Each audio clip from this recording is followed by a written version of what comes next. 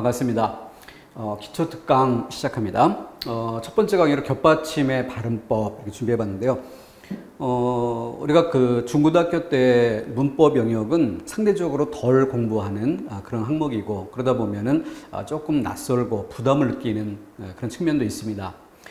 그럼에도 불구하고 이것은 다른 단원에 비해서 먼저 공부해야 하는, 그러니까 문법이 있고 그 문법에 따라서 뭐 표준 발음법, 그런 다음 맞춤법이라든가 이런 것들이 연결될 수 있고, 이런 것들이 바탕이 된 위에 나머지 단원들 학습이 가능합니다. 그렇기 때문에 친숙하다는 것 때문에 우리가 다른 단어를 먼저 하는 이런 것들보다는 좀 부담스럽긴 하지만 이와 같은 것들을 먼저 정리해서 순서를 밟아가는 것이 전체적으로는 합격에 도달하는 시간을 줄이는 이런 방법이 되지 않을까 이렇게 생각을 합니다. 겹받침의 발음법, 작은 이런 항목을 준비해 봤는데요. 상대적으로 그 인접한 다른 영역에 비해서 출제 비중도 좀 높고, 또 이 부분은 학습이 여러 가지 방법이 있는데 이해하는 방법과 암기하는 방법, 그런데 이 부분은 이 두 가지를 적절히 절충해 볼 수 있는 좋은 그 예시 항목이 될 만합니다. 그렇기 때문에 이 부분을 준비해 봤고요. 오늘 우리가 그 수업을 전개해 가는 과정에서 주목해야 될 것 한 두 가지 정도만 소개를 드리려고 하는데, 우선 비교 대조라는 부분을 좀 관심 있게 적용해 보면 좋겠습니다. 비교 대조라는 말은 물론 하위 개념으로 비교, 하위 개념으로 대조, 공통점, 유사점, 그리고 차이점, 그리고 이 둘을 묶어서 전체를 또 상위 개념으로 비교, 이렇게 용어를 쓰기도 하죠. 그러니까 비교라는 말은 광의의 개념으로는 이 둘을 모두 포괄하는 것이고, 하위의 개념으로는 대조와 구별해서 유사점을 말하는 것을 비교라고 쓰게 됩니다. 어쨌든 좀 쉽게 이야기해서 견주어 보자. 왜 이렇게 이야기하는가 하면은 우리가 많은 그 내용들, 다른 것들보다도 예를 들어서 이렇게 선 하나를 그려놓고 이 선은 길이가 길다, 짧다. 이건 비교 대상, 견주볼 대상이 있지 않으면 판단이 어려운 것이죠. 그렇기 때문에 뭔가 견주볼 것, 이것과 견주보게 된다면 길다는 걸 알 수 있겠고, 이것과 견준다면 짧다는 것을 알 수 있게 되는 겁니다.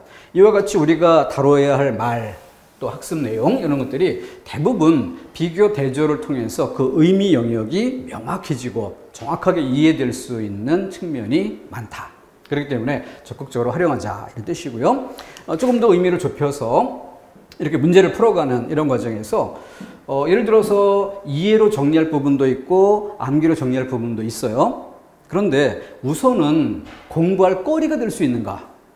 공부할 거리도 아닌데 억지로 암기 비법 이런 것들 만들어가지고 막 암기를 했는데 알고 보면 그 중에 95%가 절대 출제될 수 없는, 출제되지 않는 이런 것들을 넣어서 암기한다든가, 이건 비생산적이죠.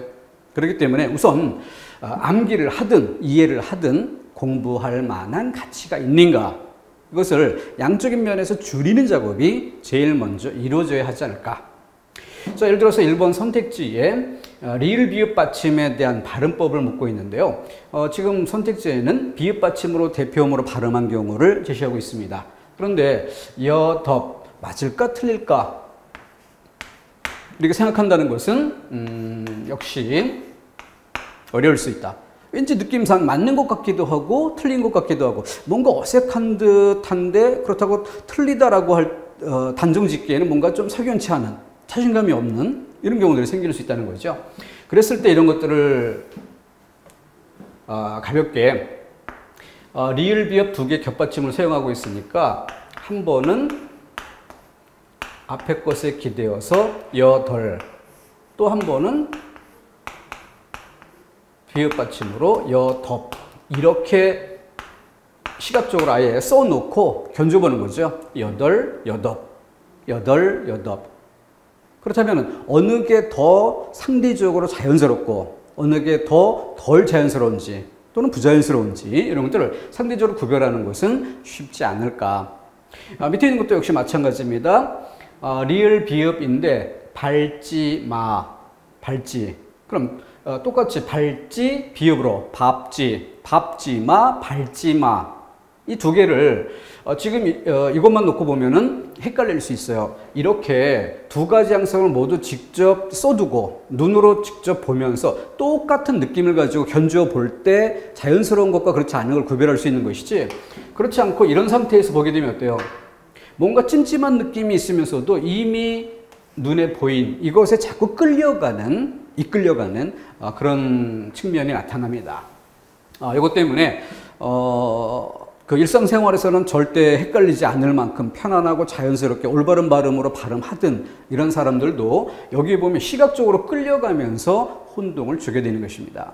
그러니까 이런 것을 똑같이 밥지라고 써두고 발지 이렇게 써둔 상태에서 똑같이 균형감을 갖고 시각적으로 똑같은 느낌을 갖고 발음을 해보면 그 차이점을 알 수 있게 된다는 것이죠.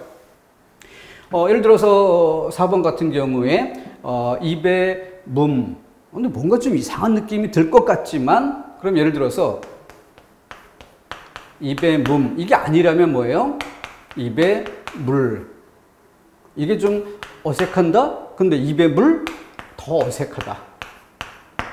확실하게 구별할 수 있는 거고, 따라서 처음에 이렇게 봤을 때는 뭔가 좀 어색한 이런 느낌이 들지 모르겠지만, 이렇게 견뎌본 연후에는 명확하게 둘 중에 하나니까 얘든 그 중에서 얘도 뭔가 찜찜할 수 있지만 이건 확실하게 어색하다는 걸 알 수 있고 이 부분을 선택할 수 있게 되는 것이죠.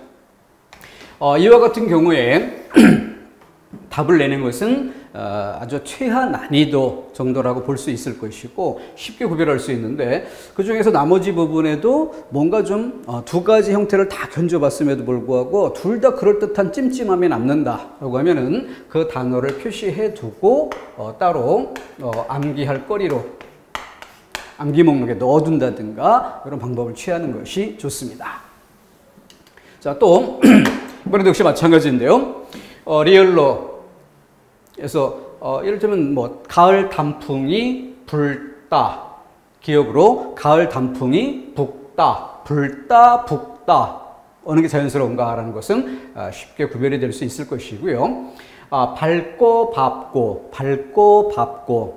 뭐 빛이 밝다 이런 경우를 이야기한다면 모를까, 밟다 이게 훨씬 자연스럽게 판단될 수 있을 텐데 개인에 따라서 이 부분이 헷갈리는 그런 경우도 있을 수 있습니다. 3번의 경우는 좀 주의할 것이 이 두 가지를 견줘본다라고 할 때요, 앞에 꽃으로 대표음을 잡는다면은 을지 이렇게 되어야 되겠지만은 뒤에 꽃으로 잡는다면은 바로 여기에서 받침 자리에 피읍 받침은 대표음으로 바뀌어야 되는 것이죠. 그러니까 한 단계 더 바꾸어서 읍지 라고 견주어 봐야 할 것입니다.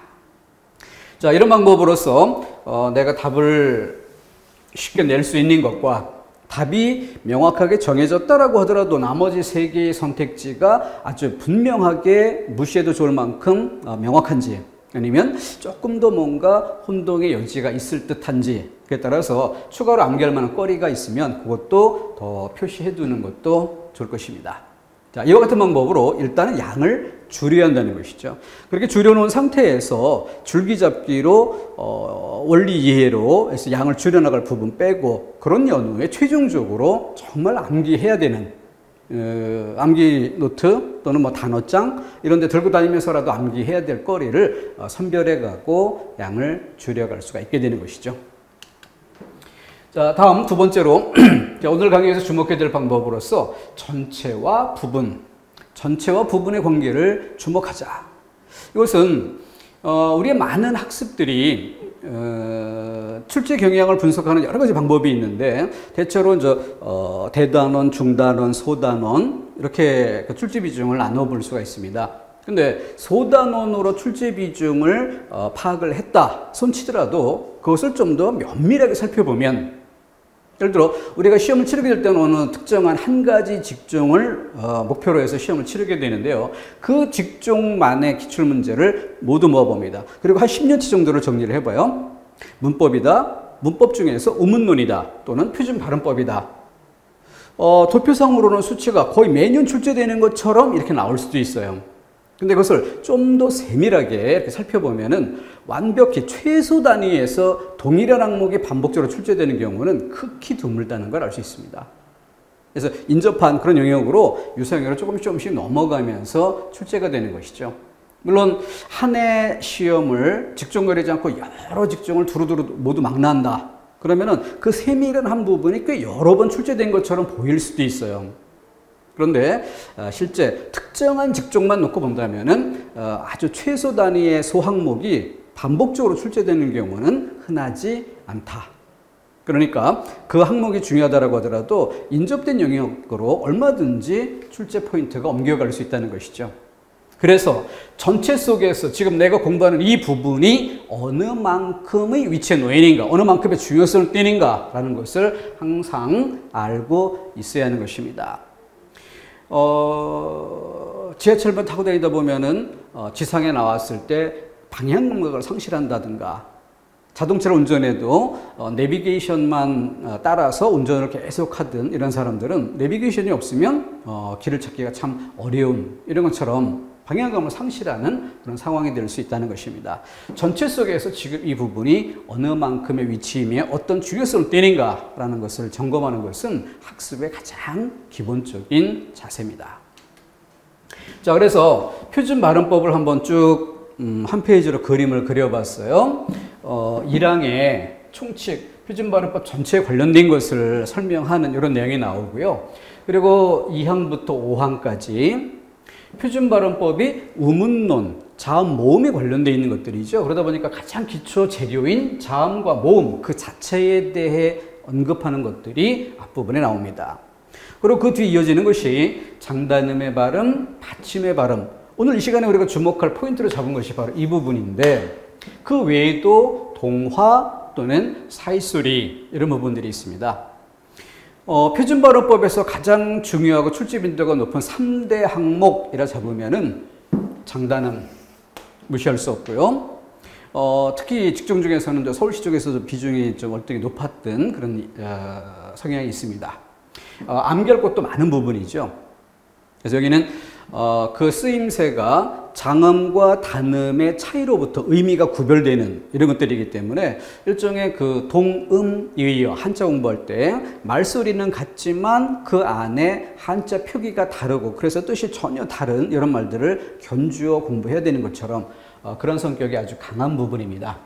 받침의 발음 이 시간에 다뤄볼 부분이고요. 동화 여기는 뭐 그리 어렵지 않기 때문에 한 번 쭉 점검하는 것으로도 거의 진도를 끝낼 수 있는 항목입니다. 사이소리 여기는 정해진 규칙에 따라서 모든 단어가 100% 규정되는 그런 항목이 아닌 단원이에요. 예외가 많으니까 어때요? 복잡하죠? 그만큼 출제 빈도도 높습니다. 표준 발음법 전체 영역에서 장단음의 발음, 받침의 발음, 그리고 사이소리 아주 중요한 3대 항목이라 할 수 있겠고요. 그 중에서 오늘 받침 발음 부분을 다뤄볼 것이고 그 내용은 이렇게 표준 발음법 전체가 30개 항으로 되어 있는데 그 30개 항 중에서 8항부터 11항에 걸쳐 관련되어 있고 12항에 살짝 쉬운 내용이 나오다가 13항부터 15항 여기에 절음법칙, 연음법칙이라는 것으로 여기에 관련된 부분, 받침 발음에 관련된 것 중 또 하나의 포인트가 있습니다. 그래서 이 부분을 초점에 두어보기로 하겠습니다. 자, 음절의 끝소리 규칙. 이 점에서 우리 프린트 한번 살펴볼까요?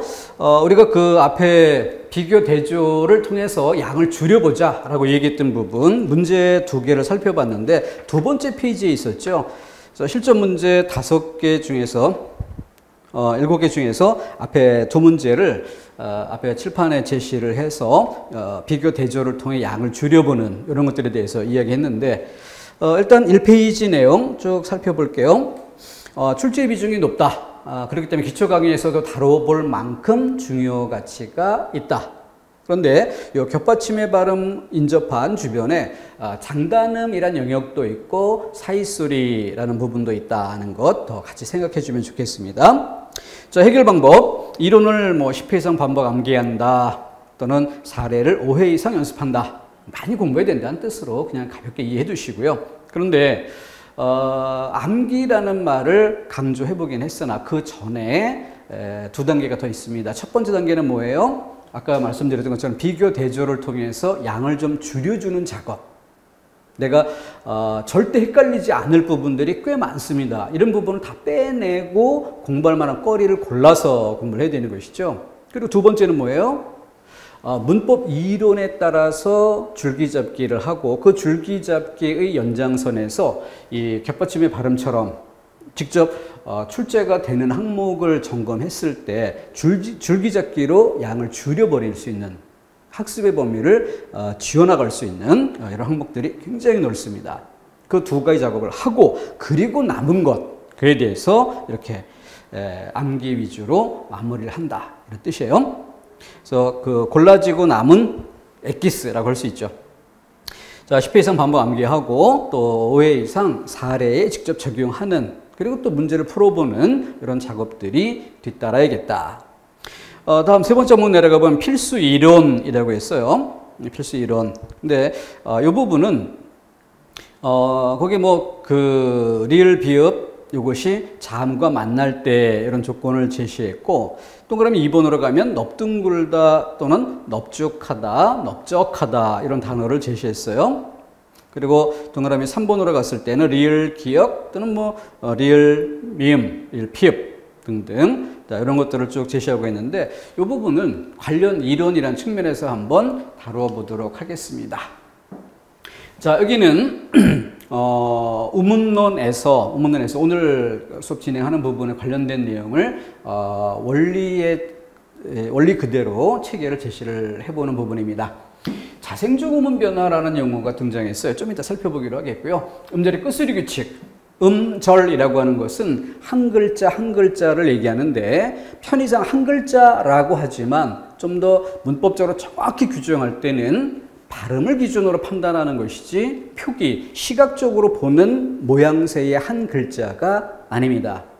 만약 시각적으로 한 글자만 나온다면 표기든 발음이든 똑같아요. 그런데 세 글자, 네 글자로 구성된 한 단어를 제시하고 용어를 사용한다면 그때는 음절의 끝소리 규칙이라는 말 발음 기준이지 표기 기준이 아니다. 주의겠고요. 자, 음절의 끝소리 자리, 받침 자리라는 말로 바꿔 이해하시고요. 그런 자음은 기역에서 이음까지의 7분이다. 그래서 이 기역에서 이음까지 중 7.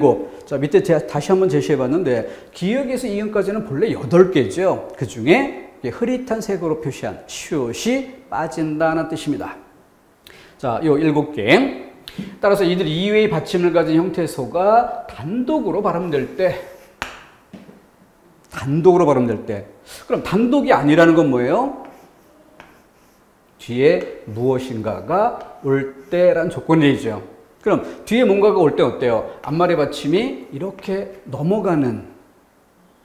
뒤로 넘어가는 또는 뒤에 것과 만나면서 두 개가 합쳐지는, 축약이 되는 이런 경우들이 생길 수 있죠. 그러니까 이건 논외로 하고 다른 항목에서 다뤄볼 일이고 단독으로 발음될 때 여기를 끊어서 단독으로 발음할 때 그 자음은 대표음으로 실현된다.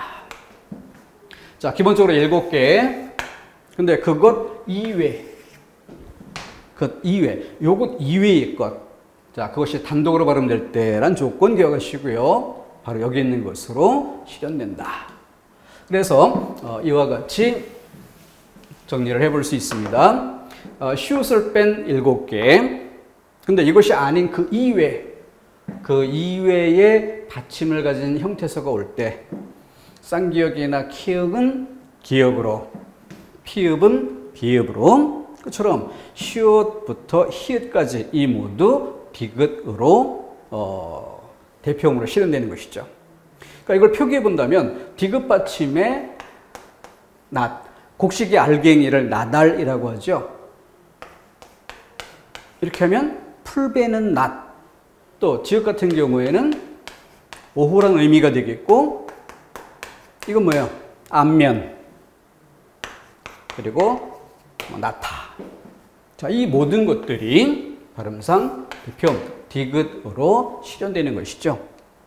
바로 여기에서 또 한 가지 맞춤법의 문제가 왜 필요한가라는 것을 알 수 있게 되는 것이죠. 그냥 편하게 소리 나는 대로 쓰면 더 편하고 좋지 않은가? 라고 잘못 생각할 수 있지만 소리 나는 대로 쓴다는 건 뭐예요? 이 모두가 똑같은 소리로 난다는 것이고, 그럼 소리 나는 대로 표기한다면 이 모두가 시각적으로는 분간이 될 수 없다라는 거죠. 그래서 맞춤법이 존재하는 것입니다. 자, 7개 자음. 자, 그것을 다시 한번 설명해 봅니다. 디귿과 시옷의 문제가 초점이에요. 그래서 시옷이 대표음 디귿으로 포함되면서 전체 8개 중에서 시옷이 줄고 7개가 되는 것입니다. 자, 그럼 앞쪽에서 디귿으로 대표음으로 실현되는 쌍시옷 또는 시옷 그리고 지읒, 치읒 이런 모든 것들을 왜 대표음 디귿으로 삼는가? 제비뽑기에서 아무거나 대표음이 될 수는 없는가? 이때 이걸 한번 살펴보죠. 예를 들어서 낫이라는 말 뒤에 이를 붙여봅니다. 그러면 발음이 나, 시 이렇게 시옷 받치면 그대로 넘어가겠죠? 그런데 뒤에 살펴볼 절음 법칙이라는 게 있어요.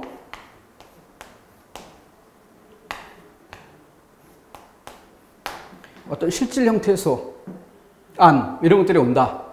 그러면은 예를 들어서 이것이 그대로 가면 나, 산 이렇게 발음되는가?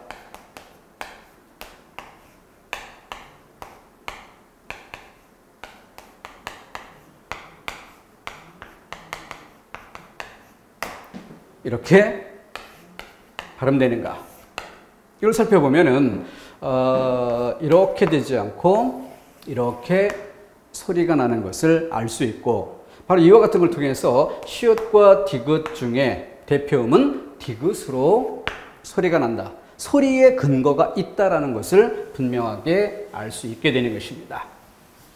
좀 더 친숙한 단어로 옷이라는 말로 연습을 해보시면 더 쉽게 알 수 있습니다. 이 단어는 뒤에 또 나오게 될 것입니다.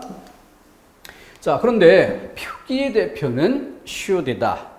표기의 대표는 시옷이다. 이건 사이소리 현상과 또 연관지어서 정리해 두시면은 쉽겠고요. 사이소리도 중요 공부 항목이고 또 뒤에 맞춤법 영역에서 공부를 해야 될 것이 있으니까 일단 맛보기 하는 정도로서 기억에서 이행까지 중 시옷이 대표음 디귿으로 바뀌면서 7개만 받침자리에 올 수 있다. 받침자리에서 소리를 얘기하는 것이에요. 다음 자생적 음운 변화. 자생적 음운 변화. 끝소리에 둘 이상의 자음이 있을 때에도 실제 발음은 어느 한 음운으로 소리난다. 둘 이상. 바로 이게 겹받침의 발음이죠. 자, 이것을 기역, 시옷, 니은, 지읒, 리을, 비읍, 리을, 시옷 등등등 이런 것들이 각각 기역, 니은, 리을, 비읍으로 발음한다는 얘기는 바로 앞에 것으로 발음된다.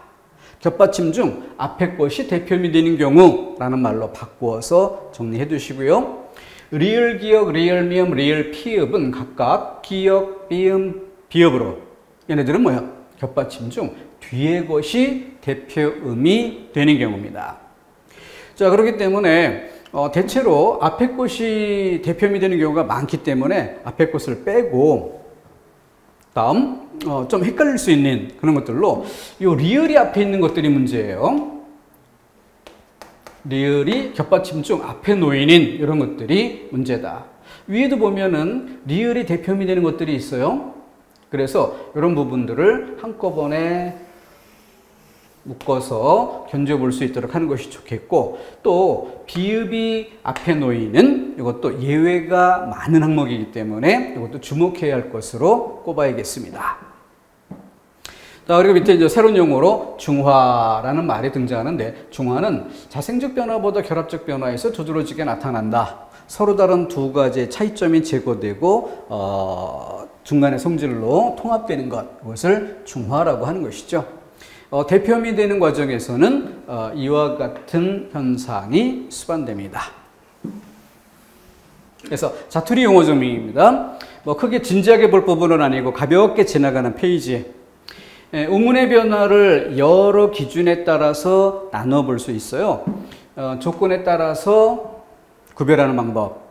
즉 의문의 결합 조건에 따라서 의문 변화 현상을 이해한다 이런 뜻이고요. 그런데 심리적 원인이 의문 변화에 영향을 끼칠 때도 있습니다. 자음은 자음 나름대로의 성질, 모음은 모음 나름대로의 성질이 있는데 이 자음이나 모음의 성질들 때문에 생기는 변화, 이건 조건에 따른 변화인 것이고요. 근데 자음이나 모음의 성질에 따라서 변하는 게 아니라 심리. 예를 들어 어떤 단어를 발음했는데 발음이 꺼림칙해. 뭔가 비속어를 발음한 것 같은 느낌이 든다든가, 그래서 그 발음을 막 꺼리게 되는, 그래서 의문의 조건하고는 상관없이 전혀 다르게 발음되는 양상, 이런 것들이 생겨날 수 있습니다. 자, 그것을 심리적 원인이라고 구별해 볼 수 있고요. 변천, 변동이란 기준도 있는데, 이건 국사 시간에 많이 나오는 용어니까 시간의 흐름에 따라서 변화되는 양상, 이거는 시간이 고려되지 않은 같은 시점 안에서의 변화 양상. 자, 그럼 주목해야 될 자생적 변화, 결합적 변화란 말은 뭐냐? 자생적이라는 말은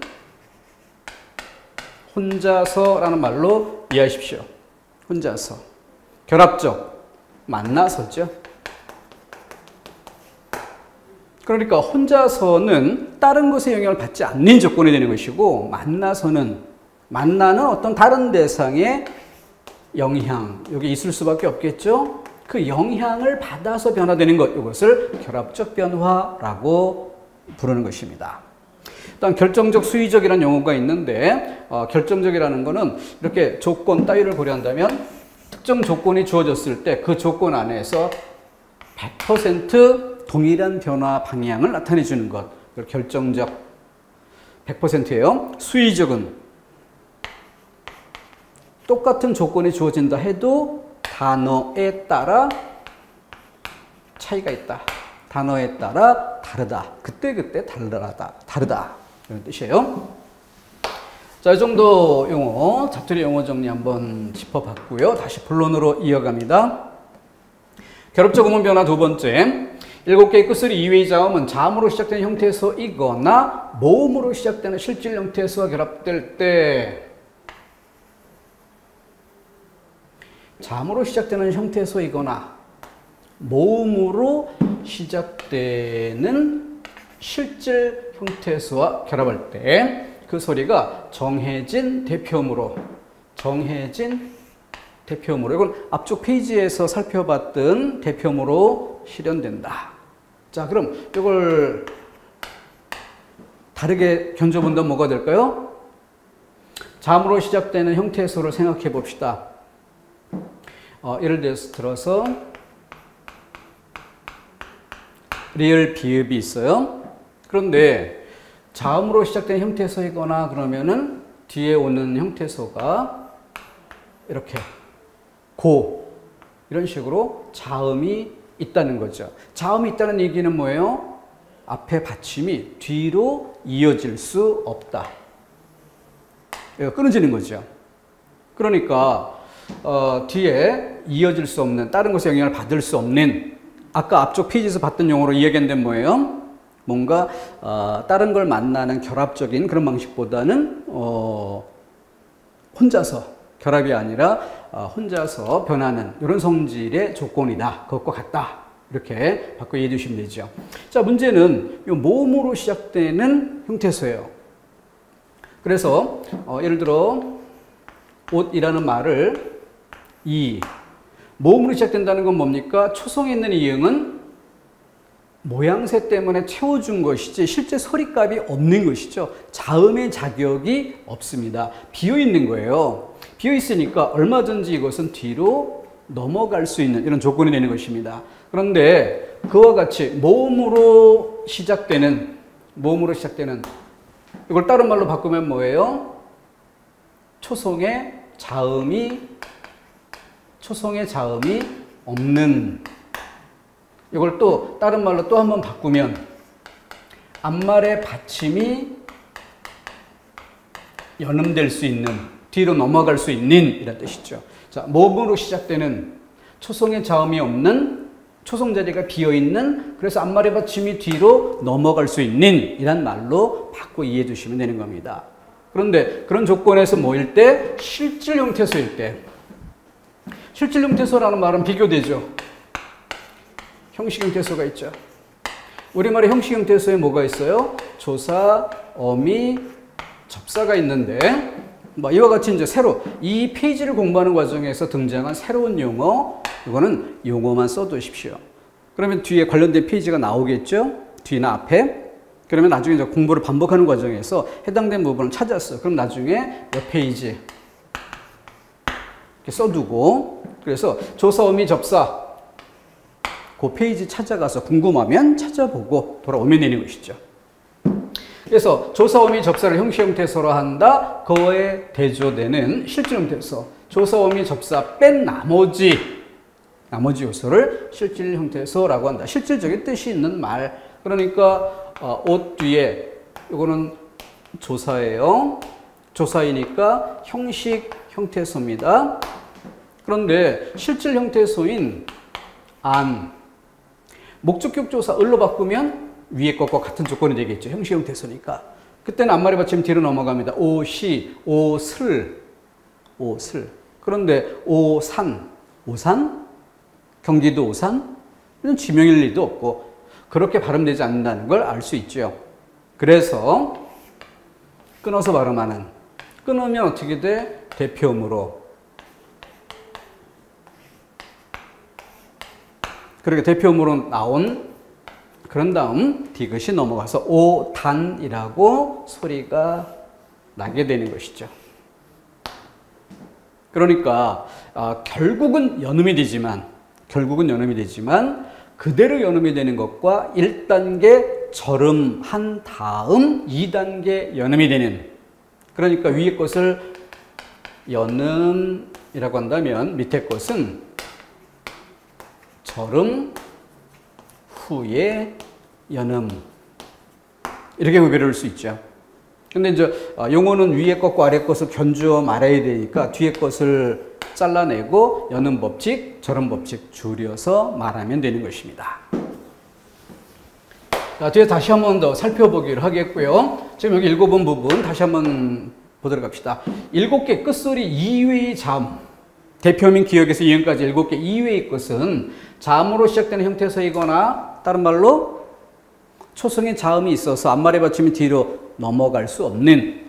두 번째, 모음으로 시작되니까 초성이 없고 첫소리가 비어있고 그래서 앞말의 받침이 뒤로 넘어갈 수 있는 이런 조건인데, 그때도 실질 형태소라면 바로 이어질 수 없다. 바로 연음될 수 없다. 그죠? 그래서 일단 절음했다가 넘어간다라는 것 가장 중요한 포인트입니다. 잘 챙겨두도록 하시고요. 다음 리은, 리을 기억은 원칙적으로 기억으로 발음되지만 원칙적으로 란 말이 나온다는 것 자체가 뭐예요? 예외가 있다는 뜻이죠. 그래서 기억으로 시작된 어미가 이어질 때는 리을로 발음된다.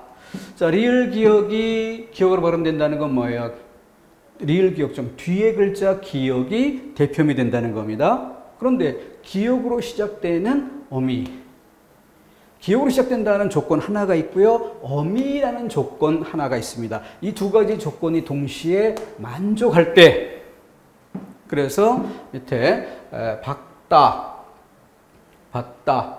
기본적으로 기억이 대표음이 되는 모습, 이걸 보여주는 겁니다. 자, 그런데 그 기억이 뒤로 넘어갈 수 있는 조건, 어미, 기억으로 시작되는 어미, 여기 오면, 그러면은 기억으로 시작되는 어미라고 하면은 예를 들어서 뭐 연결어미 고, 이고 할 때 고, 이런 걸 생각해 봅시다. 그럼 앞말의 받침이 리을 기억이라는 얘기는 이렇게 볼 때 어때요? 쉽게 이렇게 생각하면 되는 거죠. 바로 이 기억이 뒤로 넘어갈 때, 일반적으로는 어때? 초성 자리가 비어 있어야 넘어가는 거지, 초성 자리에 자음이 채워져 있으면, 자리를 차지하고 있으면 넘어갈 수 없는 게 일반적이죠. 그런데 이 기억일 때는 뭐예요? 앞에도 기억이니까 기억이 쓱 넘어가면 뭐가 돼? 쌍기억이 될 수 있는 거야. 쌍기억. 그렇기 때문에 이렇게 합쳐질 수 있는 조건이 될 때 얘가 넘어가게 되고, 그래서 리을이 대표음으로 남게 되는 것입니다. 어미, 기억으로 시작한다는 것만 살피지 말고 어미, 두 가지 조건을 같이 기억해야겠습니다. 자, 이것을 표준 발음법이라는 항목 안에서 보도록 하겠습니다. 지금 그 앞에 음절의 끝소리 규칙, 자생적인 경우와 결합적인 경우 쭉 살펴왔던 것 간단히 짚어보시고요. 완벽히 다 이해를 못한다 하더라도 줄기잡기가 더 중요하니까 일단은 진행을 해보겠습니다. 자, 9학년에는 받침, 쌍기역, 키역 등등 기역으로 시옷에서 티읕까지 대표음 디귿으로, 피읍은 비읍으로 앞서 살펴본 바와 같습니다. 주목할 것은 어말이란 말이 나왔고 자음 앞이란 말이 나왔어요. 이걸 다른 말로 바꿉시다. 어말이라는 거는 한 글자짜리이든 두 글자짜리이든 세 글자짜리이든 어말이니까 단어의 맨 끝.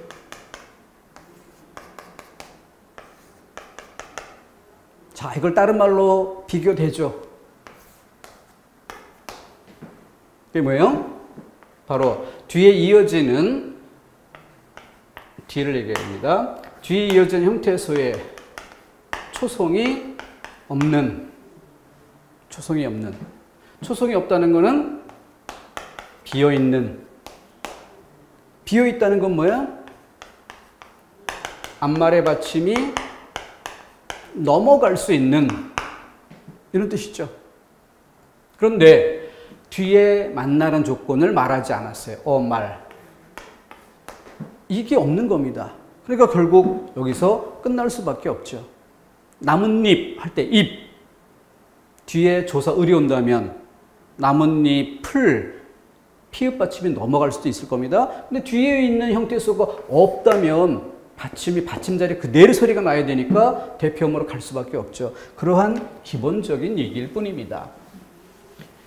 자, 어말이라는 말 말고 자음 앞이란 말이 또 나왔어요. 그러니까 뭐야? 뒤에 형태수가 있기는 한데 을처럼 초성이 없는 이런 것들이 아니라 뭐 글 이런 식으로 자음이 자리를 차지하고 있다면 역시 넘어갈 수가 없겠죠.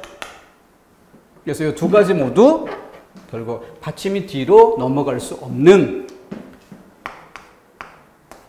뒤로 넘어갈 수 없는 이런 말로 바꿔 이해해 두시면 되죠.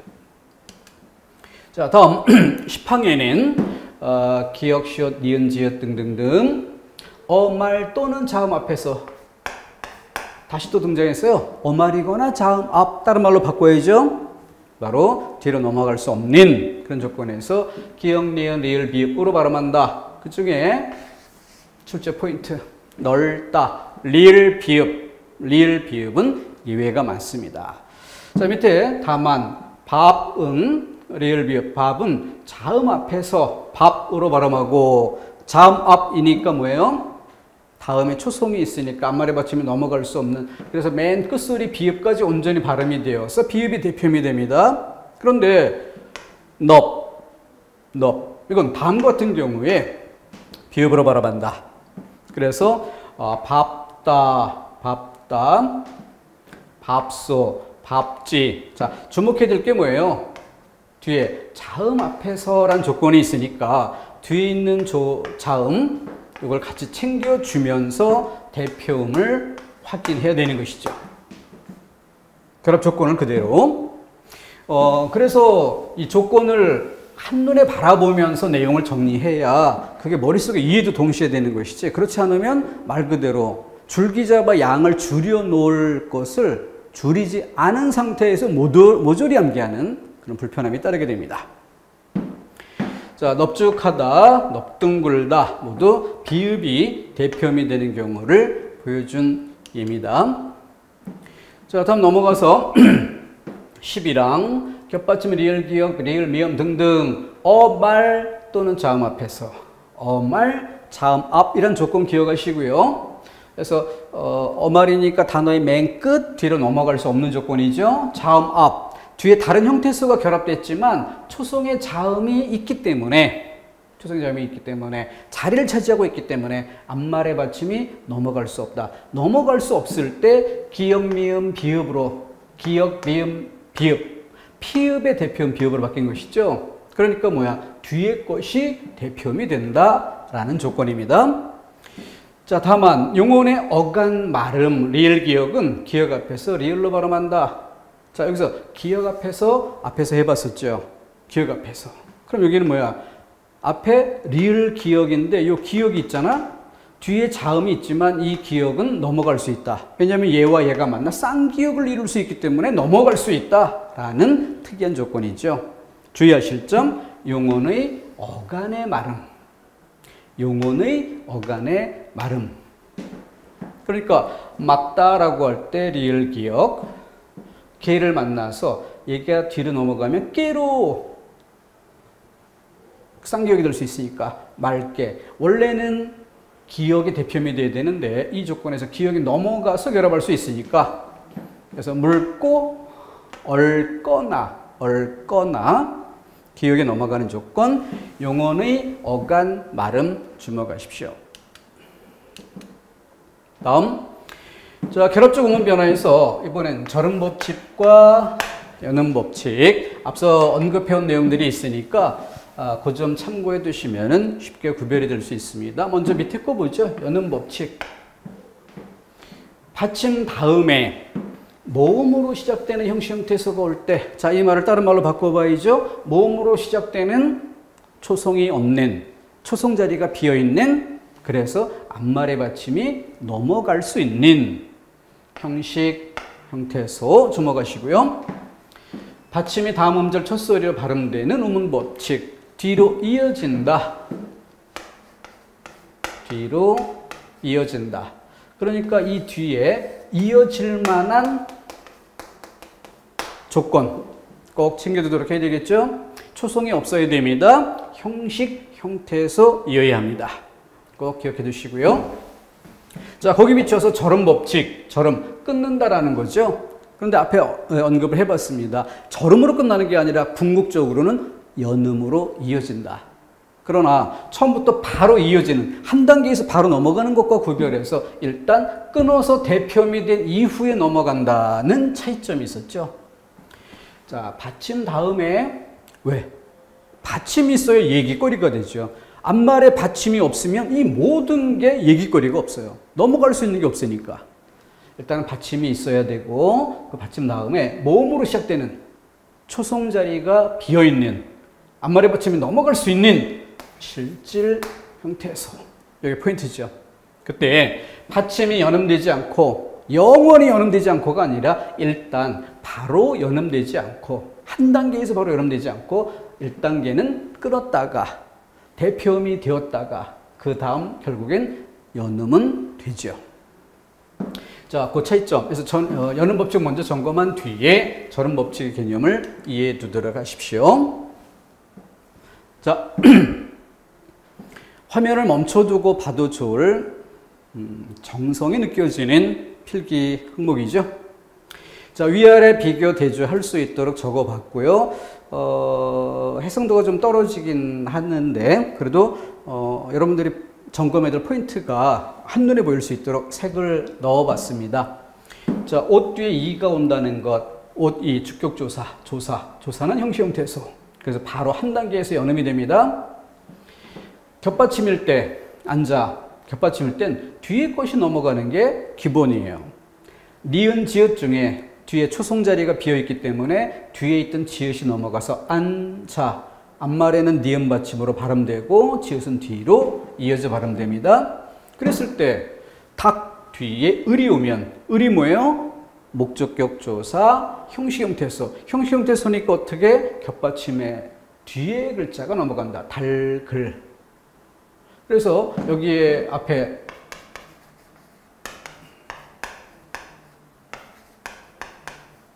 이것의 발음은 뭘까?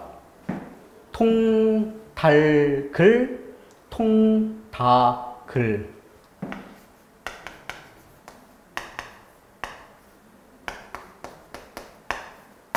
어때요?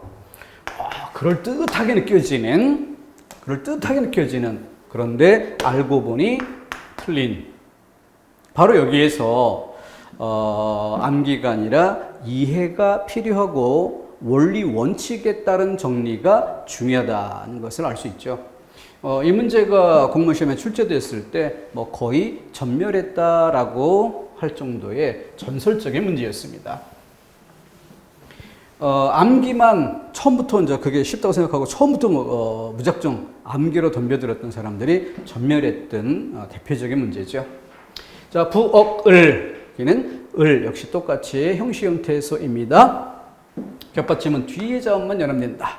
자, 위와 견주어서 옷, 안 실질적인 뜻을 갖고 있는 형태소입니다. 그래서 1단계 절음, 2단계 연음.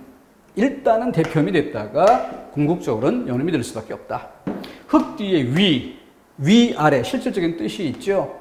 그러니까 일단 절음해서 리을 기역의 대표음 흙. 원래 한 글자인 것처럼 발음해보면 기역의 대표음이 되는 거 알 수 있죠. 그리고 넘어가니까 흙위 이렇게 되는 것이지. 만약에 이것을 흙위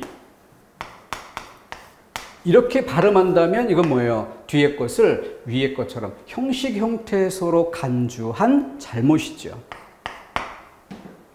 위, 실질 형태소이니까. 그래서 이 부분은 철저하게 우문의 결합 조건, 이 조건을 살피고 조건에 따라서 정리해서 여기서처럼 아무리 공부를 했어도 일상적인 친숙함 때문에 틀릴 수 있는 이런 것들을 주요 암기 항목으로 점검하면서 혼동 가능성 있는 것들을 표시해서 최종적인 마무리 단어로 삼아야겠습니다. 자, 이 내용들은 또 뒤에 이어지는 내용에서 반복할 기회가 있을 것입니다. 13항에는 헛받침이나 쌍받침, 받침은 받침인데 헛받침, 쌍받침. 그러니까 뭐 기역, 비읍, 피읍 하나만 있는 것을 헛받침이라고 하는 것이고 쌍받침은 쌍시옷, 쌍지읒. 자, 거기에 비해서 또 다른 말 뭐가 있을까요? 겹받침이란 말이 있죠. 그러니까 얘들과 달리 뭐예요? 서로 다른 글자가 짝을 이루는 경우 기역, 시옷, 니은, 지읒, 리을, 티읒 이것을 겹이라고 하는 것이죠. 헛, 쌍, 겹. 이 말도 오늘 처음 주목할 방법으로 비교대조 얘기했었죠. 그것처럼 겹받침이란 말도 그냥 상투적으로 보다 보면은 별로 의식하지 않는 상태에서 겹받침이란 말을 사용해 가게 됩니다. 근데 거기에 관련된 용어를 써보니까 어때요? 헛받침인 애들 빼고 쌍받침인 애들 빼고 얘네들만을 이야기하는 것이구나 라는 것으로 그 범위가 명확해집니다. 자, 여기 있는 내용들은 앞서 설명된 예시에 크게 다를 바 없고요. 자, 모음으로 시작되는 조사어미 접사. 자, 이 정도 반복됐으면 이제는 자연스럽게 형식 형태소. 형식 형태소라는 말이 아직도 입에 잘 붙지 않는 분들은 아예 이렇게 하세요. 조사어미 접사. 조사어미 접사. 형식 형태소란 말 나올 때 조사어미 접사. 항상 입에 익숙하도록 붙여주는 게 좋습니다. 여는 법칙. 한 단계에서 바로 넘어간다라는 뜻 다시 한번 점검해 두시고 주의할 점 파 뒤에 을이 오면 파틀이라고 되어 있지 파칠이라고 넘어가면 안 된다. 티읕이 치읓으로 넘어가는 잘못 이건 뭐예요? 바로 부계음화라는 다른 우문현상으로 착각할 가능성이 큰 경우죠. 다른 데서 공부할 내용. 구개음화인 경우는 언제요? 이모음입니다. 이모음. 근데 여기는 의모음이죠. 구개음화의 조건이 아닙니다. 그래서 주의할 것인 경우. 앞서 살펴봤던 것처럼 일상의 친숙한 발음. 이것으로 주의할 경우. 달글보다는 다글. 통닭을 사오너라. 이게 훨씬 더 자연스럽게 느낄 수 있기 때문이죠. 그러나 조건을 살펴보니 목적격 조사, 조사어미 접사, 형식 형태소라는 점이 명확해집니다. 그렇게 구별해야 되겠고요. 그래서 연음, 겹받침의 연음은 뒤에 것이 넘어간다라는 조건. 그 다음 맛있다, 멋있다 같은 경우에는 맛이라는 단어가 있다. 멋이란 단어가 있다. 실질 형태소예요. 그런데 한 단계에서 바로 연음을 시켜버리는 대표음 디귿으로 넘어가면 뭐가 돼요? 마디따가 되죠. 마디따. 그런데 맛있다도 허용한다. 맞는 것으로 인정한다는 것이죠. 그러니까 이건 항상 맞는 쪽으로만 출제되는, 틀린 발음으로 출제되지 않는다라고 기억해 두시면 좋습니다. 자, 이것이 겹받침의 발음에 관한 그런 내용들입니다. 처음부터 설명드렸던 거 다시 한번 짚어보면서 우리가 전체 자음모음과 관련되어 있는 우문론이라는 학습 영역이 있고요. 그걸 정리해서 표준 발음법 영역으로 오면은 내용의 양을 줄여갈 것, 시험 문제로 나오더라도 혼동 가능성이 별로 없는 이런 것들의 양이 굉장히 많습니다. 그래서 저는 수험생들에게 그런 경우도 소개를 하는데요. 기본 학습 교재가 있죠. 표준 발음법이 있습니다. 그러면은 요 표준 발음법 페이지를 전부 복사 한 벌을 떠두는 거예요. 복사 한 벌을 떠둔 상태에서 공부할 때마다 이거는 절대 헷갈리지 않겠다 싶은 것들 나오죠. 그때 수정액으로 지워가는 겁니다. 덮어가는 거예요.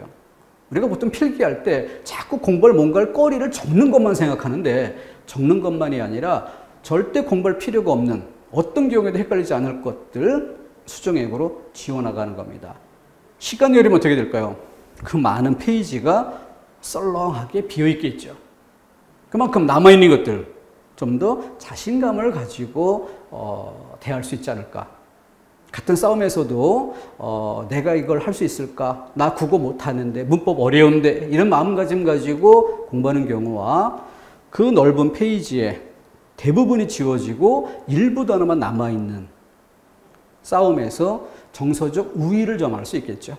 그죠? 자신감 있게. 이건 내가 도저히 이해를 못하더라도 암기라도 이 정도까지는 처리할 수 있겠다는 자신감을 가질 수 있을 겁니다. 자, 그렇게 좀 더 당당한 자세로 맞부딪혀서 성과를 만들어 가기를 희망합니다. 같이 노력해 보죠.